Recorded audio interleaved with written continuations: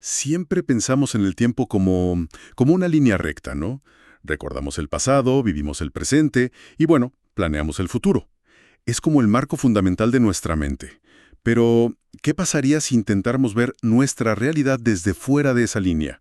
Desde una perspectiva, digamos, de lo eterno.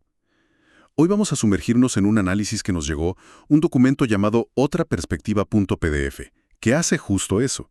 Y bueno, vamos a desglosar esto porque la idea de partida es muy potente. Plantea que hasta las preguntas más grandes que nos hacemos están atrapadas en esa lógica del tiempo. Por ejemplo, el origen del universo. Las respuestas típicas son, a ver, 1, que hubo un creador, algo que existió antes del universo. 2, que surgió de la nada, o sea, un momento cero. O 3, que siempre ha existido, lo que implica un tiempo infinito. Pero si nos fijamos, las tres, antes, momento cero, infinito, siguen hablando el lenguaje del tiempo. Exacto. Y lo que es realmente interesante de este análisis es que no se queda en una reflexión filosófica abstracta. La misión que nos propone es seguir el hilo de esa idea inicial hasta sus consecuencias más prácticas y, a veces, brutales.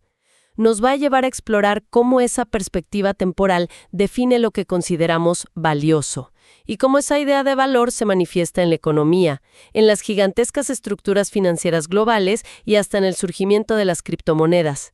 Es un viaje desde el ser hasta el cómo operamos cada día. Y la primera conexión que establece es fundamental. Dice que el valor real no nace en la economía. La economía, en el mejor de los casos, solo lo administra. El valor de verdad surge de nuestra capacidad humana para dar significado a las cosas. De hecho, hay una frase en el documento que lo resume todo. Dice, no todo lo rentable es valioso y no todo lo valioso es rentable en el sistema actual.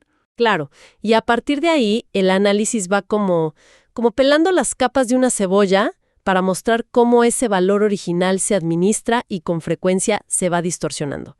Empecemos por el nivel más básico, la persona.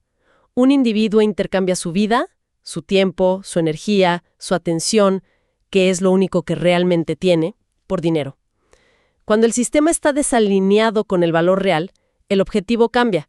Ya no se trata de crear valor, sino de sobrevivir para no perder lo que se tiene. Es la sensación de estar corriendo en una cinta que no para de acelerar. No corres para llegar a un lugar mejor, sino simplemente para no caerte. Y eso es agotador. Precisamente, el resultado es esa ansiedad estructural y el endeudamiento crónico que vemos en todas partes. Luego, si subimos un escalón, al nivel de la empresa, pasa algo parecido. El propósito original de una empresa es organizar el talento humano para crear algo útil. Pero poco a poco, la métrica del éxito cambia. Ya no es la utilidad real de lo que se produce, sino el crecimiento. Después, la escala. Y al final, la pura extracción. O sea que, según esta lógica, una empresa que empieza queriendo hacer, no sé, las mejores sillas del mundo. ¿Sí? Con el tiempo puede terminar obsesionada no con las sillas, sino con crecer más que su competencia, con exprimir cada centavo de la operación. Y el texto llega a decir algo fuertísimo. El hombre sirve al balance. Es darle la vuelta por completo al propósito original. Y si subimos un escalón más, pues llegamos al mundo corporativo y bancario. Ahí, según esta idea, el concepto de valor ya se desconecta por completo de la realidad. Ya nadie habla de producir cosas, sino de flujos de capital, de derivados, que son básicamente apuestas sobre apuestas, de promesas de pago futuras. El valor ya no es algo que puedas tocar, es una red abstracta de expectativas y algoritmos. Entiendo. Entonces, el sistema financiero global no es tanto una red para mover valor real, sino una estructura para gestionar estas promesas y expectativas. Pero, ¿hasta dónde llega esa lógica? Como los bancos centrales. Y aquí el argumento se pone muy provocador. Sostiene que el objetivo principal de estas instituciones ya no es fomentar la creación de valor en la economía real, sino conservar el sistema actual frente a un posible colapso. Su mayor miedo no es la pobreza o el desempleo, sino perder el control sobre el significado mismo del valor. ¿Y hay alguna evidencia de eso? Porque suena una afirmación muy fuerte. Bueno, el análisis lo argumenta describiendo una tendencia que es innegable. Si uno pudiera ver una gráfica de los activos que tienen los grandes bancos centrales en sus libros, vería algo impactante. Imaginen una línea casi plana durante décadas, representando un crecimiento normal. Y de repente, a partir de la crisis de 2008, esa línea se dispara hacia el cielo como un cohete. Los activos en sus balances pasaron de ser una cifra manejable a superar los 35 billones de dólares. Según el texto, eso no es la economía creciendo de forma sana. Es una máquina de imprimir dinero y generar deuda funcionando a toda marcha para que el edificio no se venga abajo. Es posponer el ajuste, no solucionarlo. Ok, entonces tenemos un sistema financiero que, según este análisis, está inflado artificialmente y basado en una confianza que se erosiona. La reacción casi instintiva de mucha gente ha sido buscar una salida de emergencia. Y ahí es donde entran Bitcoin y todo el universo cripto, ¿no? Exactamente. El análisis tiene una visión muy particular sobre esto. Dice que el fenómeno cripto no nace tanto de una fe en un futuro nuevo y brillante, sino de una profunda y justificada desconfianza en el sistema actual. Es una reacción. Una reacción técnica, más que filosófica. Precisamente, Bitcoin es en el fondo una respuesta técnica a la degradación del dinero fiat, o sea, el dinero que emiten los gobiernos y que no está respaldado por algo físico como el oro, sino únicamente por la confianza. Y lo que el texto sugiere es que esa confianza se está rompiendo. Bitcoin ofrece dos cosas que el sistema tradicional ha perdido. Primero, escasez programada. Es decir, se sabe que solo habrá 21 millones, a diferencia de los dólares o euros que se pueden imprimir sin límite. Y segundo, descentralización. Que básicamente significa que no hay un jefe o un banco central que pueda cambiar las reglas del juego. No hay un punto central que pueda ser manipulado o que pueda fallar. Correcto. Pero, y este es el gran giro del argumento, el análisis advierte algo fundamental. Bitcoin es un refugio técnico, no una redención del sentido. Y esto puede sonar un poco duro para quienes ven a Bitcoin casi como una filosofía de vida. Sí. A ver, expliquemos eso. ¿Qué quiere decir refugio técnico, no redención del sentido? Quiere decir que puede que sirva para proteger tu poder adquisitivo de la inflación, que es un problema técnico. Pero no puede responder a la pregunta fundamental de ¿para qué vivir? O cómo debemos tratarnos unos a otros. El texto no le quita mérito como innovación tecnológica. Lo que cuestiona es si resuelve el problema humano de fondo. O sea, tener tu dinero en un sistema descentralizado es una cosa, pero ¿eso te ayuda a decidir qué hacer con tu vida? ¿Qué es lo realmente importante? El análisis dice que no, que ahí Bitcoin no tiene respuesta. Y supongo que la volatilidad es parte de ese argumento. Es una de las pruebas que presenta. Menciona volatilidades anualizadas que son enormes, como la de Solana con un 162%, o la del propio Bitcoin con un 81% en ciertos periodos. Esto lo posiciona más como un activo de riesgo, una apuesta, que como un sistema de valores estable sobre el cual construir una sociedad. Es un bote salvavidas, quizás, pero no es la tierra firme. Bien, el panorama es complejo. El sistema tradicional parece tener problemas estructurales profundos, y las alternativas técnicas como Bitcoin, aunque interesantes, no abordan la raíz del problema del sentido. Entonces, ¿cómo se sale de esto? ¿Cuál es la propuesta? Aquí es donde el análisis se vuelve más radical y, para mí, más interesante. Rechaza de plano las soluciones que siempre se nos vienen a la cabeza. Primero, descarta la revolución violenta.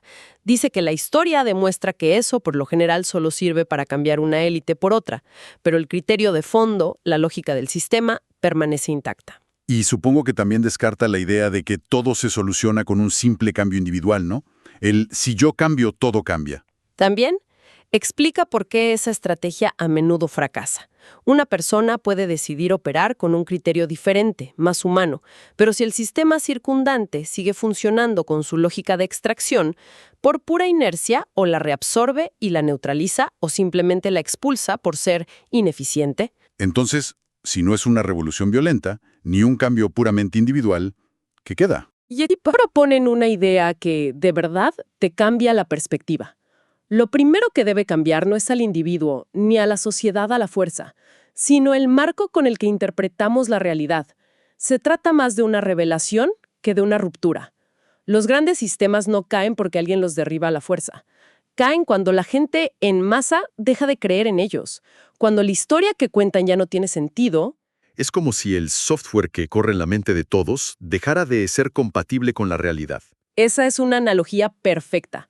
A eso el texto le llama perder la legitimidad ontológica, que en buen cristiano significa perder la razón de ser.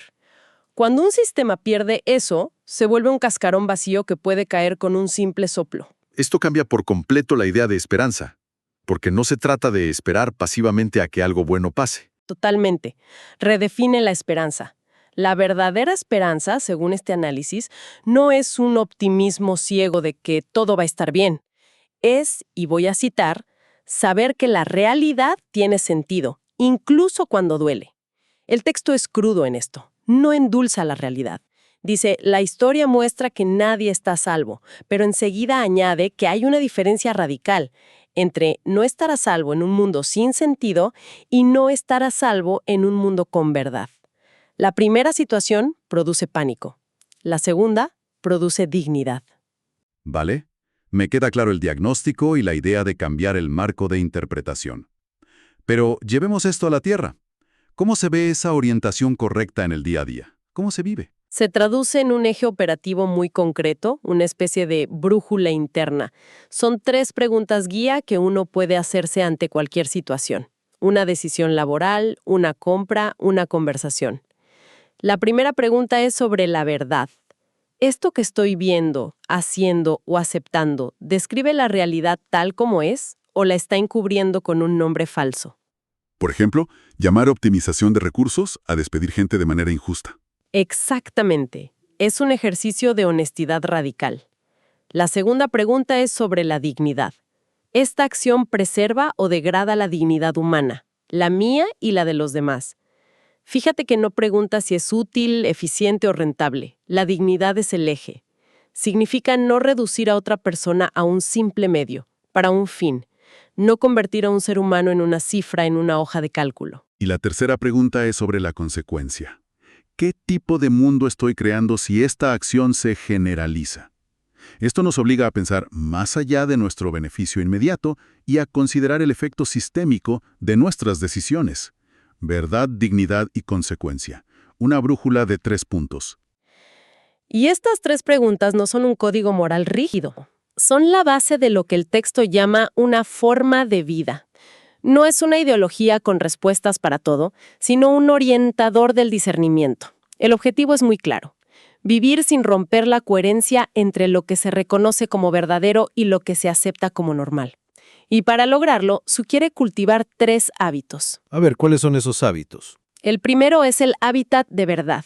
Consiste simplemente en hacer el esfuerzo consciente de no nombrar falsamente lo que vivimos.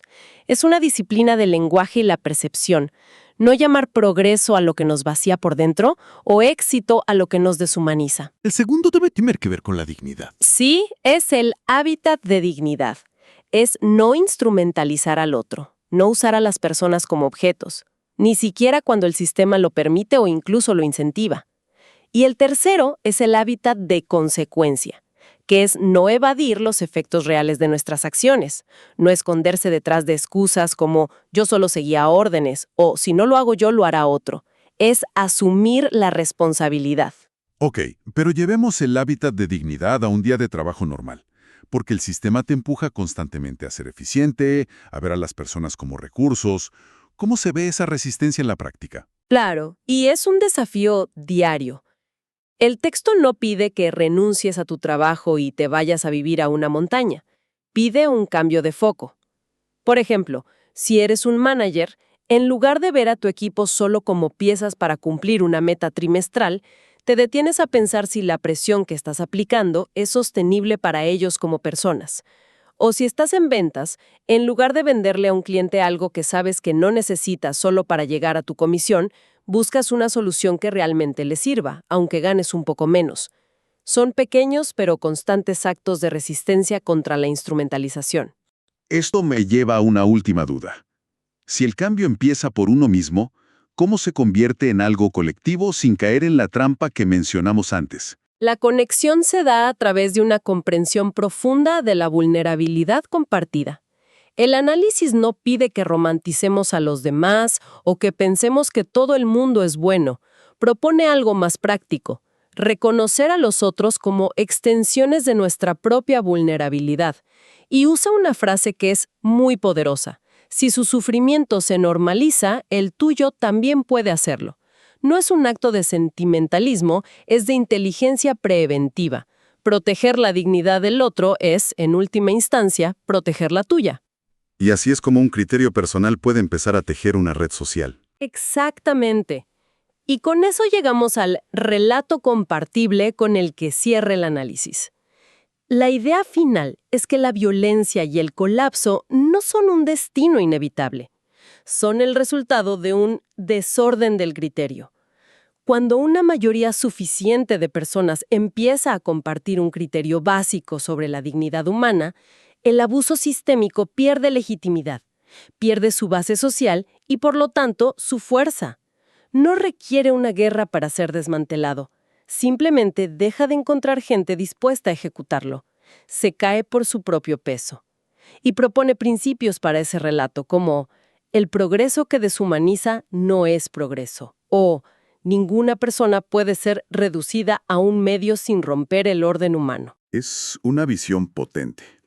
Y nos deja con el pensamiento final y provocador de todo este material. Queda claro que no es una utopía. No promete un paraíso en la Tierra. Es más bien una brújula para navegar la complejidad. La meta no es un mundo sin problemas, sino algo mucho más alcanzable. Y quizás más profundo. La reflexión final que nos deja el análisis y con la que cerramos hoy es esta: no esperamos un mundo sin dolor. Esperamos un mundo donde el dolor de uno ya no sea ventaja para otro.